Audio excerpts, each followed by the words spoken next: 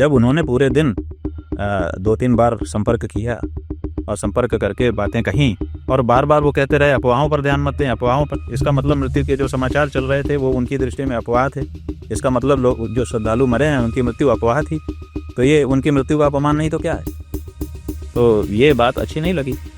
तो आप ये कह रहे हैं कि आने वाला मेला जो अब जितने भी दिन का बचा है उसके पहले ही योगी जी को क्या बर्खास्त करना चाहिए? बर्खास्त ये बात नहीं है, सिर्फ इनको हटा करके दूसरे को मुख्यमंत्री ऐसे व्यक्ति को बनाना चाहिए जो सच्चा प्रबंधन करे और हिम्मत लेकर के सच्चाई के साथ परिस्थितियों का सामना करे। परिस्थिति तो कभी कुछ भी हो सकती है, जो भी व्यक्ति कार्य कर रहा है उसके सामने कोई भी परिस्थिति कभी भी आ सकती है, लेकिन वो छिपा करके जनता से काम करेगा वो अपराध है। इन्होंने छिपाया, इसलिए अब हम समझते हैं कि ये छिपाने वाले हो गए, आगे भी छिपाएंगे तो हम घटनाएं होती रहेंगी और छिप जाएंगी, तो इससे तो हमारे समाज का नुकसान है, जाने और कितने लोगों के साथ क्या होगा। तो ऐसी परिस्थिति में इनको बदल दिया जाए, इनको आप केंद्र में ले जाओ, कुछ और जो करना हो करो, फिलहाल यहाँ से हटाओ और नया कोई ऐसा काबिल व्यक्ति, योग्य व्यक्ति मुख्यमंत्री के रूप में स्थापित करो ताकि पंचमी का स्नान उसके नेतृत्व में हो। मोदी जी से आप इस चीज़ पर क्या कहेंगे, क्योंकि एक मिसलीडिंग मुख्यमंत्री जो कि भ्रमित कर रहे थे, झूठ बोला उन्होंने मौत के आंकड़े पर, प्रधानमंत्री से आपकी क्या अपील? ये हमारी प्रधानमंत्री जी से अपील है कि जनता में विश्वास बहाली के लिए इनको हटा करके एक सक्षम व्यक्ति को आप मुख्यमंत्री बनाइए ताकि उसके नेतृत्व में कुंभ हो और लोग सुनिए कि मोदी के नेतृत्व देखिए एक्शन लिया, एक्शन लेकर के ज़्यादा काबिल आदमी को भेजा है, एक जो बिगड़ गई है बात वो फिर से संभल जाए।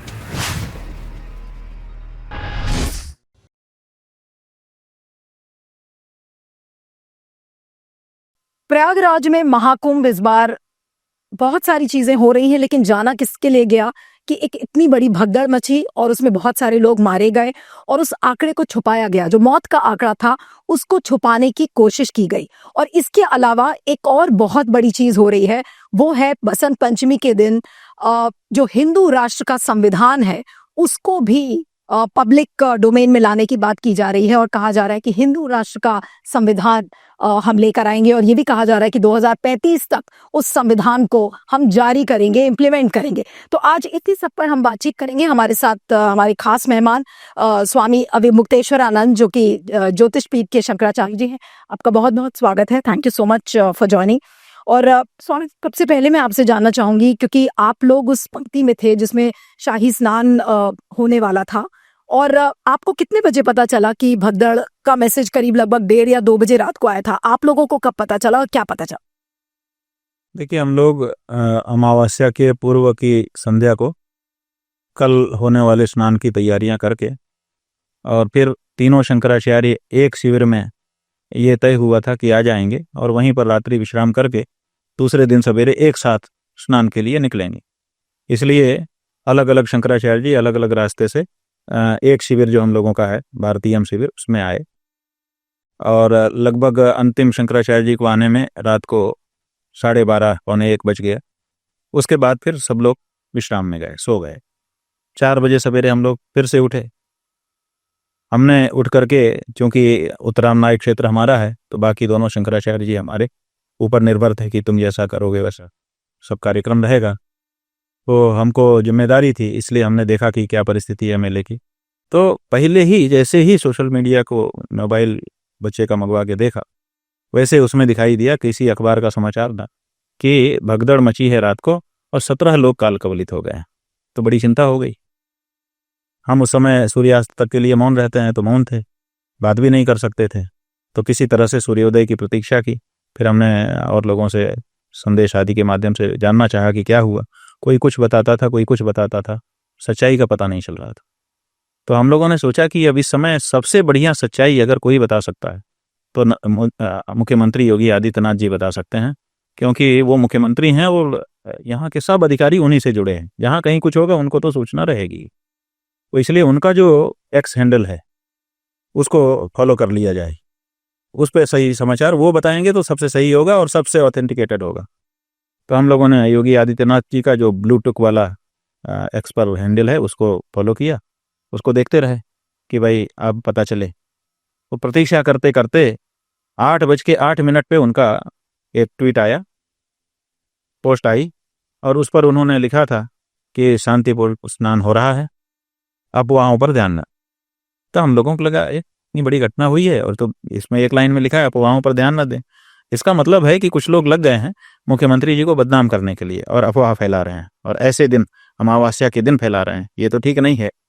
लेकिन इतना विचार करके फिर हम लोग चुप हो गए। फिर मेलाधिकारी से संपर्क किया कि भाई क्या ये पता चला है। उन्होंने कहा ये कुछ बता नहीं सकते हैं, 10:30 बजे के पहले हम कुछ नहीं बता पाएंगे। किसी के माध्यम से संदेश आया तो हम लोग 10:30 बजे की प्रतीक्षा करने लगे। फिर 10:20 पे उनके एक्स हैंडल पर फिर से एक वीडियो उनका आया मुख्यमंत्री जी का। उसको हम लोगों ने सुना। उसमें वो कह रहे थे कि स्नान सब ठीक हो रहा है, सबसे सहयोग की अपेक्षा है, जिसको जहां मौका लगे वहां स्नान करिए और अफवाहों पर ध्यान मत दीजिए। फिर लिखा हुआ था ये अफवाहों पर ध्यान, और मौत की तो कोई चर्चा नहीं थी। और उन्होंने जो अपने मुख से बोले, वाक्य बोले, उसमें भी मौत की तो कोई बात ही नहीं। उन्होंने ये जरूर कहा कि कुछ लोग घायल हुए हैं, उनको अस्पताल में भर्ती करा दिया गया, इलाज हो रहा है, लेकिन मृत्यु की कोई बात नहीं थी। एक भी मृत्यु की ही बात नहीं। तो हम लोगों ने सोचा कि इनके खिलाफ साजिश हो रही है, बेचारे फेस कर रहे हैं, चलो अब अपने लोग स्नान करने के लिए। तो फिर हम लोगों ने तैयारी की, फिर धीरे धीरे गए और संगम पहुंच गए। और संगम जाकर के हम 3 शंकराचार्यों ने संकल्प किया। संकल्प करके गंगा जी की पूजा की और फिर डुबकी लगाई। डुबकी लगा करके हम लोग वहां से वापस आए। फिर हम लोगों ने भिक्षा की। अब प्रतीक्षा करने लगे कि अपने अपने शिविर में हम लोग लौटें।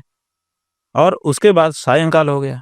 सायंकाल इनका एक फिर वीडियो आया, और लगभग 8, 8:30 बजे। और उसमें इन्होंने कहा कि भगदड़ हुई थी और उसमें कुछ लोग मारे गए हैं। तो अब प्रश्न ये है कि इन्होंने रात को बताया कि कुछ लोग मारे गए, उड़िया को पूरे दिन और बीती जो 1 बजे घटना होने के बाद की रात उतनी देर तक पता ही नहीं था, और पता था तो ये क्यों छुपा रहे थे। तो ये चीजें हम लोगों को अच्छी नहीं लगी। तो हम लोगों ने कहा भी आपको छुपाना नहीं चाहिए, जो बात थी उसको बता देना चाहिए। आप संख्या ना बताते, आप कहते कि कुछ लोगों के मारे जाने की भी सूचना मिल रही है, अभी हम संख्या वगैरह अगर दोपहर में ये बात बताई जाती कि कुछ लोगों की मौत हुई है तो फिर शायद शाही स्नान के लिए भी आप लोग नहीं जाते। ये है फिर हम लोग उस तरह से न जाते और अपनी धार्मिक विधि को पूरा करने के लिए कोई स्नान वगैरह जो होता करते, लेकिन उसको एक स्वरूप ना देते। और दूसरी बात यह है कि भोजन ना करते, क्योंकि ये इस समय ये जो हम लोग यहाँ रुके हुए हैं एक परिवार मानते हैं। तो हिंदू सनातन धर्म में नियम है कि जब कोई हमारे परिवार का मृतक हो जाता है तो उस दिन का भोजन हम छोड़ देते हैं, दूसरे दिन सूर्योदय देकर के फिर भोजन करते हैं। तो हम लोग भोजन छोड़ देते हैं, तो वो भी हम लोग नहीं कर पाए, क्योंकि हमको तो इस बात का ध्यान हो गया कि जब मुख्यमंत्री जी कह रहे हैं इस बारे में कुछ नहीं कह रहे हैं मृत्यु के बारे में, तो अफवाह है। ये कि आपको बिल्कुल ये बात साफ लगती है कि योगी आदित्यनाथ ने लोगों को भ्रमित किया जहां तक मौतों का आंकड़ा है उस पर। नहीं, सवाल ये है कि इसमें लगने की क्या बात है, ये तो अप्रमाणित हो गया ना। जब उन्होंने पूरे दिन 2-3 बार संपर्क किया और संपर्क करके बातें कहीं, और बार बार वो कहते रहे अफवाहों पर ध्यान मत दें, अफवाहों पर, इसका मतलब मृत्यु के जो समाचार चल रहे थे वो उनकी दृष्टि में अफवाह थे। इसका मतलब लोग जो श्रद्धालु मरे हैं उनकी मृत्यु अफवाह थी, तो ये उनकी मृत्यु का अपमान नहीं तो क्या है। तो ये बात अच्छी नहीं लगी। उस दिन प्रधानमंत्री भी दिल्ली की एक रैली में थे और उसमें उन्होंने भी ऐसा बहुत ज्यादा सिर्फ खेद प्रकट किया, उन्होंने कंडोलेंस दिया।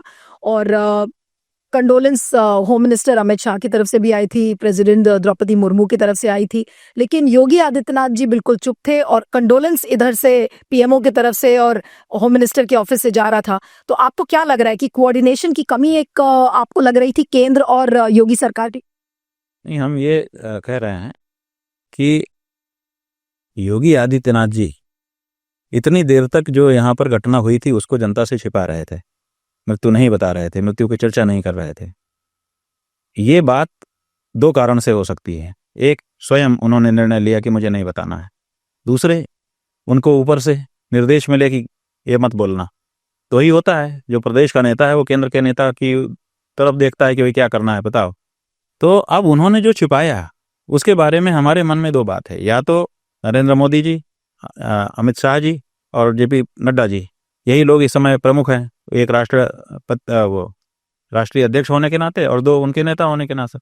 तो ये 3 लोगों का निर्देश होगा कि मत बोलना, तो नहीं बोले वो, और या तो फिर ये स्वयं से ऐसा निर्णय लेकर के कर रहे थे। तो अब हमने ये कहा कि भाई ये इन्होंने झूठ बोला, ये तो प्रमाणित हो चुका। तो जब झूठ बोलने वाला मुख्यमंत्री है तो उसमें भरोसा कैसे जनता का होगा। और अभी आधा मेला बाकी है, आधा मेला हुआ है, आधा मेला अभी बाकी है, फिर से कोई घटना ना घट जाए, फिर से ये तो लीपापोती करेंगे, कुछ छुपाने का प्रयास करेंगे ताकि हमको वाहवाही मिलती रहे। तो ऐसी परिस्थिति में दोबारा घटना होगी वो तो पता भी नहीं चलने दी जाएगी। अभी तो छिटपुट पता चल गई, अब तो और ज्यादा सावधान रहेंगे, तो बिल्कुल नहीं पता चलने देंगे। तो अब अविश्वास हो गया। तो आप ये कह रहे हैं कि आने वाला मेला जो अब जितने भी दिन का बचा है उसके पहले ही योगी जी को क्या बर्खास्त करना चाहिए? खास ये बात नहीं है, सिर्फ इनको हटा करके दूसरे को मुख्यमंत्री ऐसे व्यक्ति को बनाना चाहिए जो सच्चा प्रबंधन करे और हिम्मत लेकर के सच्चाई के साथ परिस्थितियों का सामना करे। परिस्थिति तो कभी कुछ भी हो सकती है, जो भी व्यक्ति कार्य कर रहा है उसके सामने कोई भी परिस्थिति कभी भी आ सकती है, लेकिन वो छिपा करके जनता से काम करेगा वो अपराध है। और अगर वो सब कुछ बताते हुए और पेश कर रहा है तो जनता उसके साथ खड़ी होगी, हम लोग उसके साथ खड़े होंगे। इन्होंने छिपाया, इसलिए अब हम समझते हैं कि ये छिपाने वाले हो गए, आगे भी छिपाएंगे तो हम घटनाएं होती रहेंगी और छिप जाएंगी, तो इससे तो हमारे समाज का नुकसान है, जाने और कितने लोगों के साथ क्या होगा। तो ऐसी परिस्थिति में इनको बदल दिया जाए, इनको आप केंद्र में ले जाओ, कुछ और जो करना हो करो, फिलहाल यहाँ से हटाओ और नया कोई ऐसा काबिल व्यक्ति, योग्य व्यक्ति मुख्यमंत्री के रूप में स्थापित करो ताकि पंचमी का स्नान उसके नेतृत्व में हो। स्वामी जी, योगी आदित्यनाथ खुद गेरुआ वस्त्र पहनते हैं, खुद एक मठ के हेड हैं, लेकिन वो इस संवेदनशीलता को क्यों नहीं समझ पाए? देखिए यही तो बात है ना कि हम लोग मीडिया बता रही थी, सोशल मीडिया में लोग बता रहे थे कि भगदड़ हुई है, मरे हैं लोग, हम लोगों ने इन पे भरोसा किया। आप हमारी परिस्थिति को तो समझो, जो भरोसा करता है ना उसी को धक्का लगता है। हमको क्यों धक्का लगा? क्योंकि हमने भरोसा किया कि ये तो कम से कम सही बोलेगा, और वो जब बोल रहे थे कि अफवाह पे ध्यान मत दीजिए तो हमने मान लिया। तो इनकी फिर कपड़े के कारण ही तो मान लिया, अगर ये पैजामा छाप होते तो हम थोड़े इतना भरोसा करते। हालांकि हमारे मन में पहले से ये बात है कि ये गोरक्षपीठ के होकर के गौहत्या बंद नहीं कर रहे हैं, ये बात हमारे मन में पहले से है, लेकिन फिर भी आखिर गेरुआ कपड़ा है, आखिर मठ का महंत है, ऐसा मान के कहीं ना कहीं तो थोड़ा पक्ष रहता है ना, इसी कारण से हमने भरोसा कर लिया। महाकुंभ में अगर इस तरीके का हादसा हुआ और एक संत मुख्यमंत्री अगर इस तरीके का कृत्य करते हैं, क्या आप इसे कहेंगे कि ये सबसे बड़ा पाप योगी जी ने किया? इसीलिए कह रहे हैं ना कि अब उनको कंटिन्यू नहीं करना चाहिए। उनको पापी कहने से हमारे समाज का लाभ नहीं है। अभी फिलहाल उनसे, उनकी इन वारदातों से, इन तरह के स्वभाव से बचने में हमारे समाज का लाभ है कि कम से कम कोई जिम्मेदार व्यक्ति आए, वहां पे बैठे और संचालन करे। अभी हमारे समाज की हमको देखना है, अभी उनको पापी कहने से हमको कुछ नहीं मिलेगा। आप मोदी जी से अभी उनके नेतृत्व में आगे सही व्यवस्था लोगों की होगी, इसमें हमको शंका हो गई है। मोदी जी से आप इस चीज पर क्या कहेंगे? क्योंकि एक मिसलीडिंग मुख्यमंत्री जो कि भ्रमित कर रहे थे, झूठ बोला उन्होंने मौत के आंकड़े पर, प्रधानमंत्री से आपकी क्या अपील? ये हमारी प्रधानमंत्री जी से अपील है कि जनता में विश्वास बहाली के लिए इनको हटा करके एक सक्षम व्यक्ति को आप मुख्यमंत्री बनाइए ताकि उसके नेतृत्व में कुंभ हो और लोग समझें कि मोदी के नेतृत्व, तो देखिए एक्शन लिया, एक्शन लेकर के ज्यादा काबिल आदमी को भेजा है।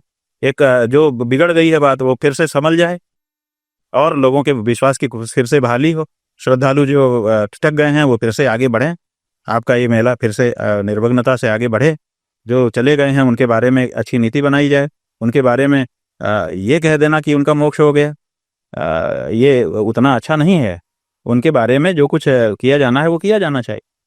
एक चीज और पूछूंगी, फिर मैं अपना सब्जेक्ट चेंज करने वाली हूँ। बहुत लंबा इस पर मैं भगदड़ पर बात नहीं करूंगी कि खबरें क्या आ रही थी कि भगदड़, एक भगदड़ हुई, दो भगदड़ हुई या 3 जगह हुई, इसको लेके बड़ी कंफ्यूजन है और अलग अलग सूत्रों से आपकी भी बात हो रही है लगातार। कोई एम्बुलेंस वाला है या कोई जो वहां पर मौजूद था और जो रिलीफ वर्क में इन्वॉल्व था, आपको क्या पता चल रहा है, किस तरीके का डिटेल पता चल रहा है? कि एक बोला जा रहा है कि एक बिल्कुल अंधेरे में एक स्टैम्पीड हुआ था और एक बिल्कुल अर्ली मॉर्निंग भी हुआ था, क्या आपको क्या देखिए अब हम किसी बात को जब तक पुष्ट ना कर लें क्या कहें, लेकिन जो बात सब जगह से आ रही, जैसा कि आप बता रहे हैं, तो लोग बता रहे हैं कि 6 जगह पे ऐसी घटनाएं हुई हैं जिसमें 6 जगह भगदड़ हुई, लोगों के प्राण गए हैं, कहीं कम कहीं ज्यादा, लेकिन 6 जगह पे ऐसी, लेकिन 6 जगह ऐसी भगदड़ की खबरें हैं।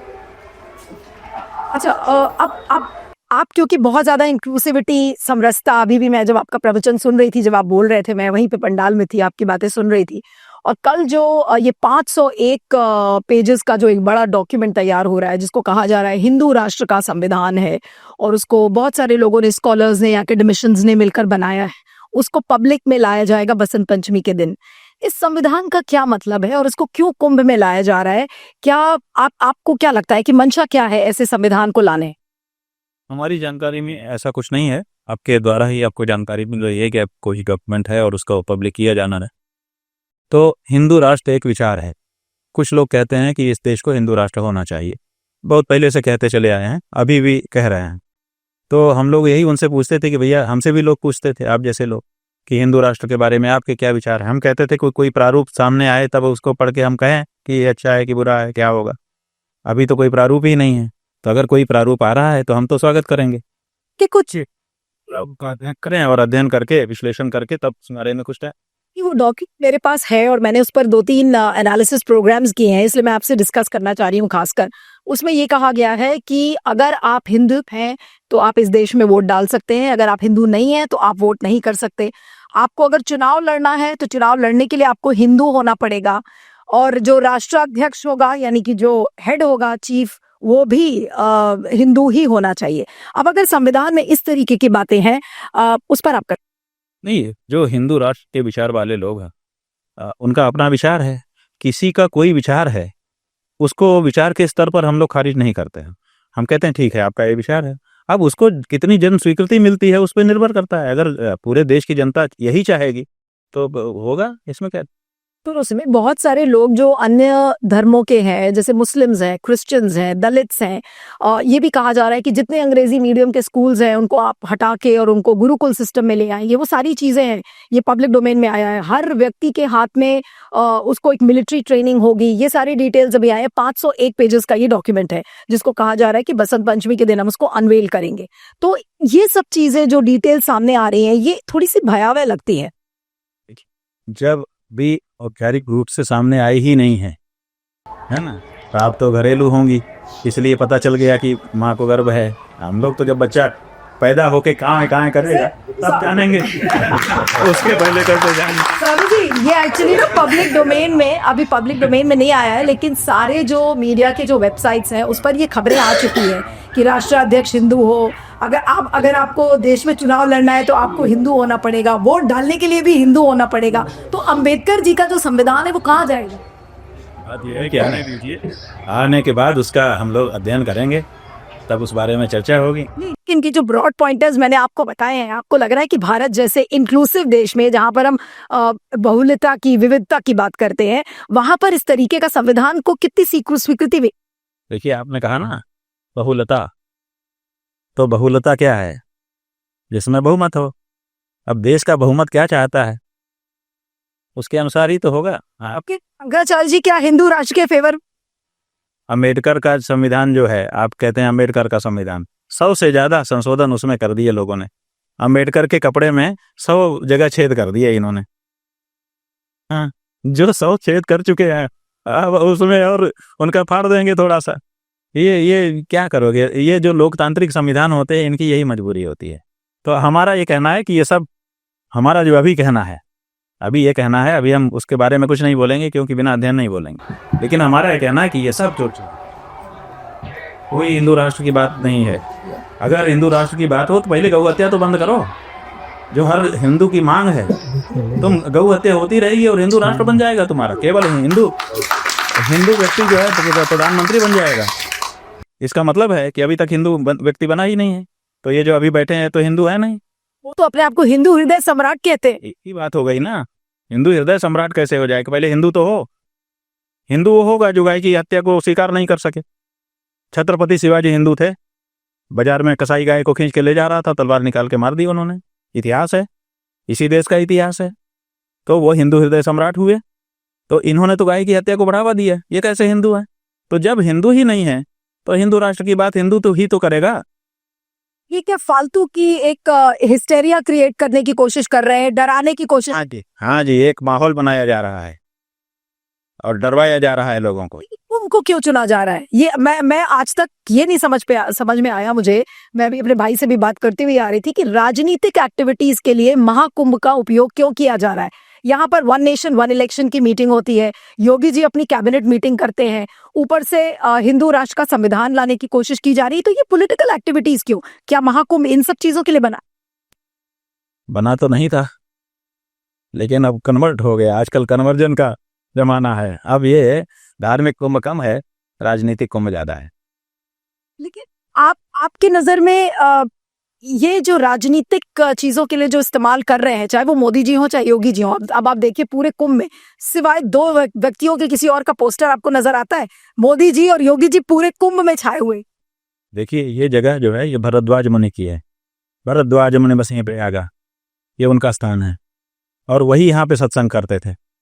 जब शिव जी आए थे तो उन्हीं से सत्संग किया था उन्होंने। उनका फोटो कहीं नहीं है। व्यास जी कुंभ की महत्ता उन्होंने, प्रयाग की महत्ता उन्होंने कही। तुलसीदास जी आधुनिक युग में को कही सकई प्रयाग प्रभाव, ये सब कह करके उन्होंने प्रयाग का महात्म्य कहा। न तुलसीदास हैं, न व्यास हैं, न भरद्वाज हैं। यहाँ तो भाई डबल इंजन है। डबल इंजन आप कह रहे हैं, लेकिन जिस तरीके से मार्केटिंग कर रहे हैं योगी जी और मोदी जी को कमी कहूंगी इसमें, क्योंकि योगी जी ही सर्वा लग रहे हैं यहाँ पे और वो कहते हैं कि देखिए 10 करोड़, कोई कहेगा 20 करोड़ लोग आए।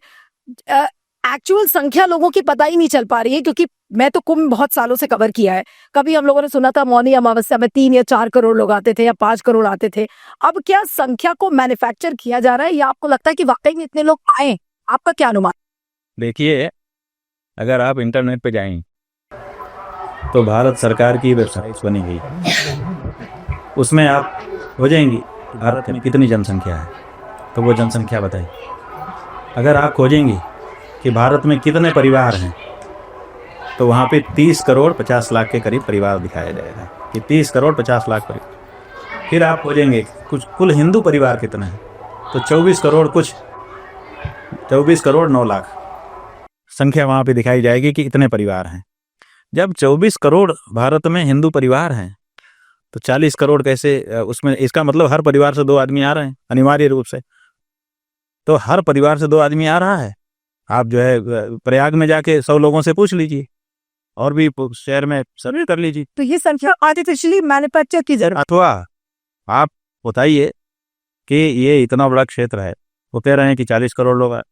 40 करोड़ लोग कैसे आएंगे? वो कह रहे हैं 3 तो ट्रेन हमने चलाई है और 1000 या 10,000 बस चलाई है।